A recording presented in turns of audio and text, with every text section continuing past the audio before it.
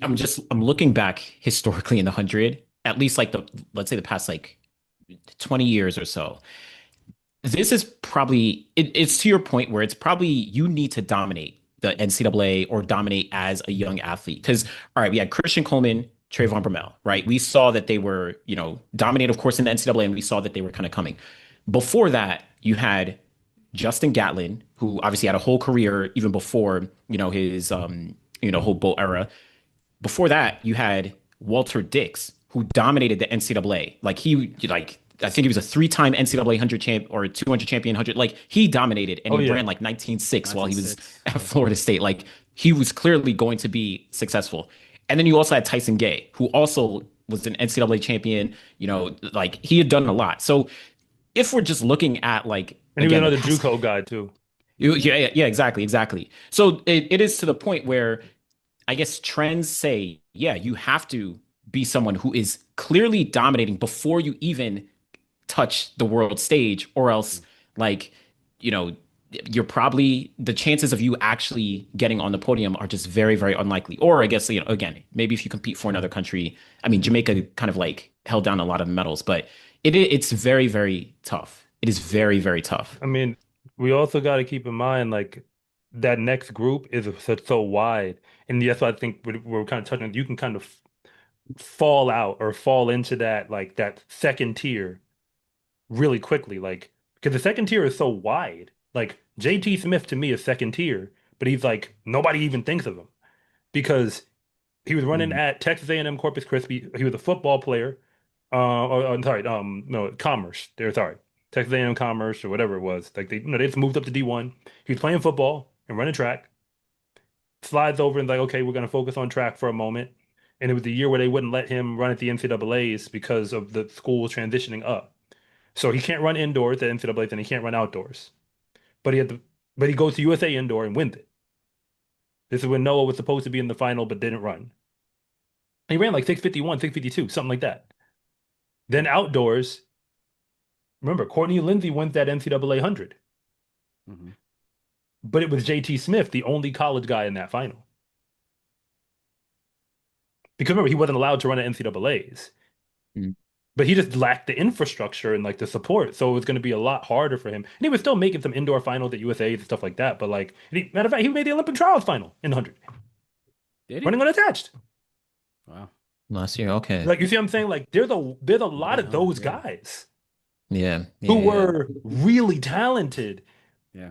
And then these are names that people don't even remember. Like Yeah. some of them are like, I didn't know you were there. Yeah. He's like, no, I was in the front. Like, go back, look at the footage. In Yeah. 2023, I was in the front. Yeah. But that goes to my point is like in America, the infrastructure is not there for you at the pro level. So if you're not one of those guys coming out of college, the likelihood that you're going to find a system where you can actually develop and get to that point where you need to be is hard, man. And I wish it wasn't because, a guy like a Steph Curry, going back to the NBA, early on, people said he had paper ankles and stuff, and he showed all the kind of talent and stuff at Davidson. But like early on in his career, you didn't know if he was gonna last. And then you're in the NBA, so they have the infrastructure to develop you, make sure you're healthy and all that stuff. You're being paid well. So then he turns into what he is now. But like you could have someone with that type of potential that never reaches it in track and field just because they didn't come out of college as the guy, right? And they never got into a position where they can harness that talent and actually turn it into something. Like I think of off the top of my head an athlete that wasn't necessarily like a killer in college, but turned into a world record holder, which is Dalilah Muhammad. And I only know that because Yeah. she was on the team with me. And I remember like she finished third. She was a senior when I was a freshman, and she finished third. I'm like, okay, she's good, but see her turn into what she turned into was like, damn. But like she found the right training group for herself and was able to develop, and that's very rare to see that in track and field, especially in the 100, because if you're not the guy coming out, they're just going to find the guy who is. Yeah. And it's almost a guarantee that America's going to have somebody that's the guy. So, Yeah. you This know, year for the high school boys, we had three guys who everybody thought was the next. Let that sink in. At first, it was Braden Deshaun Williams because the fastest all conditions 100 yeah. or whatever, something like that. And then I mean, Maurice Gleaton Jr. He's going sub 10 too.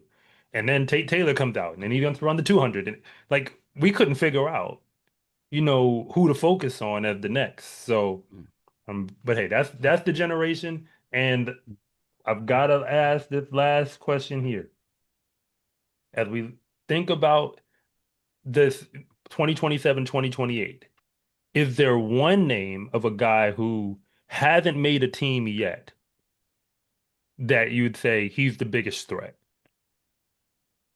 Specifically, well, team in the 100 or the 200, but specifically to make it in the 100 individually.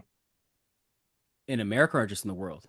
Well, well, I guess from the American context, American because I mean, because making it for the rest of the world is a lot.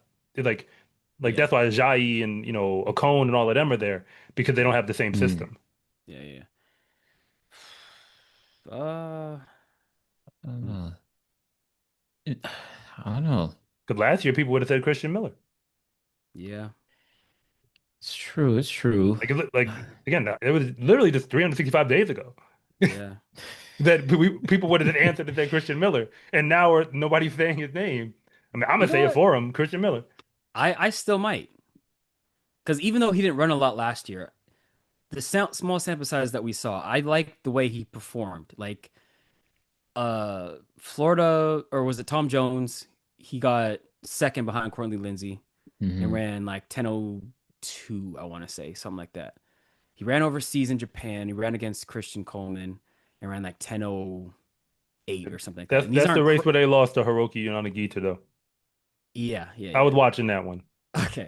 These are these live. aren't these aren't like great times compared to what the US has put out, but it's his first year, and I think if he can figure out his environment, stay healthy, he has a potential to develop into someone that could run a consistent 9.8, I think. If I had to put my finger on somebody that I would be like, okay, he could turn into something, I would probably go with Yeah, him.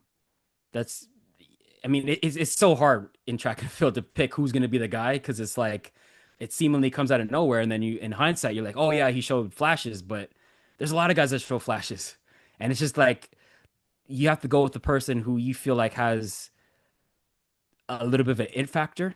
And for some reason, I like the way that he composed himself last year at the trials. The first round he didn't look that great. Comes back, runs sub 10, and then gets in the final. And I think he finished what, fifth or yeah. sixth or something like that. Mhm. And I just Mhm. like the way that he like composed himself. He seems like he's not someone who's overly like cocky and like, yeah, I got it all figured out. Like it seems like he's got a good head on his shoulders, and just the intangibles. It seems like okay. I kind of like the way he presents himself. Yeah, I think Christian Miller probably does make the most sense. It actually does because obviously I started this off saying that like the top guys, Noah, Kenny, Trayvon, at least on the U.S. side, it's like it's going to be hard to like break or take them down.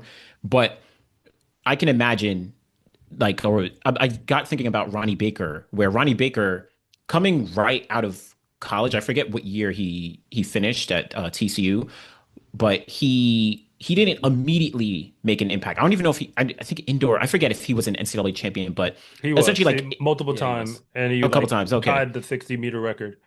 okay. Yeah, But it took a few years after he finished at TCU before he really started to make an impact. And then I don't even think his first team was until the like the Tokyo Olympics in 2021. And obviously he hasn't, gotten a medal or anything like that yet. But he's someone who's like run consistent 9.8s and has always been in the conversation. He's dealt with, like a trillion injuries throughout the years, but like and it's not to like disparage or anything, but it's like I can imagine Christian Miller getting to that level where he's starting to run consistent 9.8s, and it wouldn't be far fetched at a point to say, all right, Christian can make a final and challenge for a medal at some point, right? Not soon, but maybe a few years after these past couple of years where he was injured this year and all that. So yeah, I guess it's possible. It's possible. Yeah. So I don't know. My name is Anderson from The Final Leg. And I'm Coach Rob from SCA Track and Field. And thank you for watching this segment from The Finish Line. If you want to know what's really going on at the high school and college level, be sure to subscribe to Coach Rob Track and Field. And if you want more content on the best track and field athletes in the world, be sure to subscribe to The Final Leg.